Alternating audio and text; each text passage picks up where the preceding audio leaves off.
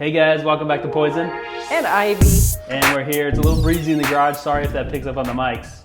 But we should be able to hear us a little better today. We're both mic'd. Yay. More Shelly voice. You're But my name is welcome. not Mike. This is Brandon. And I'm Shelly. And hey, we're back with the Charger. Sorry it's been a while. Got a little busy, and that's no excuse though. And then this proved to be a problem. A problem. Threw us off for a week, and then multiple weeks went by and we got Life busy happens. with our real job.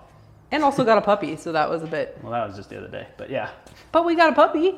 Yeah, we'll introduce the puppy later. Yeah. But anyways, today we're talking about the 2020 Dodge Charger Scat Pack Widebody again, the smoke show, and wheel spats. Yes, wheel spats. You heard me right. That's the word. That's the word from Chrysler, wheel spats, on their, here I'll show their little directions. Now, if you buy a widebody, these should come installed from the dealer when you buy your car.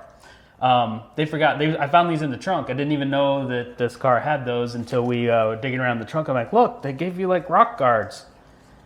Dealer's supposed to put these on after shipping. Didn't happen. That happens a lot though. But you know what? I'd rather do it myself than take it back. Because why? What happens when we take the car back to the dealer? Scratches. It just opens up the can of worms for scratches and not putting it on the way you want. So, not saying all you techs are bad out there. I know there's good ones, but I've run into some bad luck with that. And someone's a little bit of a perfectionist. And I'm, yeah. But you would be too if you spend your hard-earned money on cool cars, right? Good point. Let's get to it. Very easy. Lock the wheel fully in one direction, which you can see we've done, right? Because we're doing the right-hand side here. Okay. Want to let you guys know, I already did the left-hand side, so you didn't have to see me struggle. And it was super easy, so now I'm going to struggle. Watch. Well, you didn't tell them about the original struggle. All right. The original struggle is we had the wrong rivet gun. I went to Harbor Freight, bought the wrong riveter. So you don't know which one. I bought the one that does steel only, and it had adapters and all this stuff. I'm like, oh, it'll adapt, and we can use it for other things, and it'll adapt to these plastic things. No. We'll show you a little bit of that footage That at the end. sucks. So yeah, we already filmed this, and we just scrapped it. So we're doing it over. I got the right riveter. We'll show it to you. We put a link in the notes below too. Okay. To what it is. Cool. So all you're gonna do, lock the wheel, locate the spat onto the sill and the wheel liner. So as you guys can see, Shelly, are you down here? Yeah, let me get on my chair. Okay.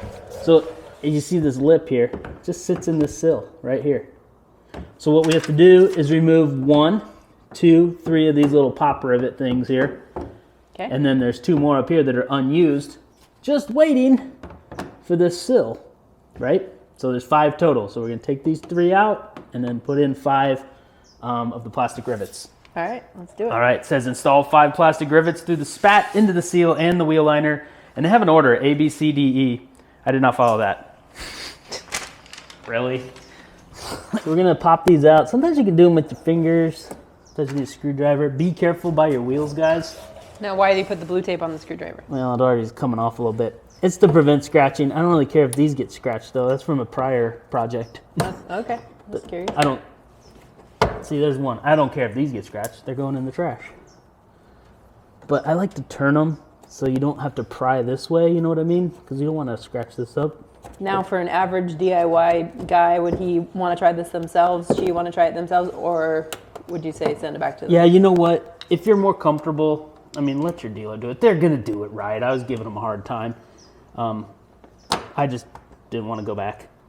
Our dealer's not necessarily close. See that? Sometimes they break off, but you can still pull them out. We're going to use this tool instead. What's that tool? Oh, yeah, good point. I've got a couple of these trim tools. See, look, that was actually easier. Use the trim tool, guys. I thought this one was too big and my thinner one broke. So it's a set of trim tools. There's a little bit of debris in there, road debris in there you can hear.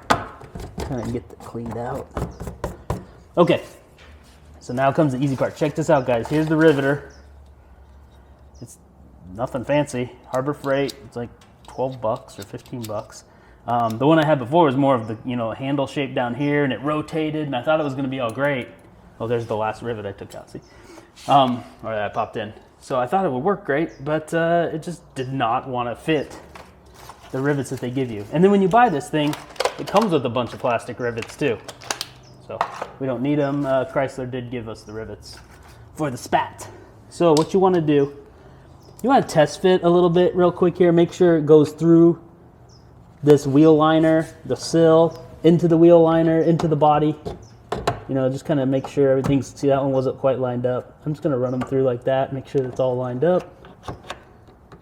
All right, we look good. Let's do the first one. Okay. Let's do this one because it has a nice circle around it. Per the directions, let's see. It says to do A first. That's this one, so we'll do the directions. All right, so you lay it in there, kind of get it where you want it. You take this tool, slip it right over, and you just squeeze. Watch this. There you go. Boom. Done? One. Now what does it say? Where's B? We'll follow the directions. I didn't on the other side. B is the top. So let's do the top one. Line it up here. Can't see. There, it fits right in there. Another easier way, guys. You can just drop the rivet right into the little riveter. Pop it in. Squeeze.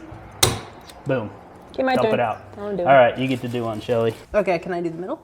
Yeah, so hold it straight. Make sure it's in there. Watch the wheel. You're by the wheel, so you got to watch the wheel. Now just squeeze it. Squeeze it tight until it breaks. You'll hear it snap. Don't go crooked. You got it. There you go. Done. Hey, that was kind of Why fun. don't you do the other top one? I can't see if I'm even filming you, but whatever. Okay. Oh, there we go. I got it now. Oh, drop the other piece out. You got to dump the piece out. See? Roger Piece that that. broke off. Okay, that makes sense. Let people, in case you guys couldn't figure that out. Quiet. All right. Hey, if I can do it, anybody on watching can do it. Here goes. Last one, guys. Yeah, this one's kind of weird.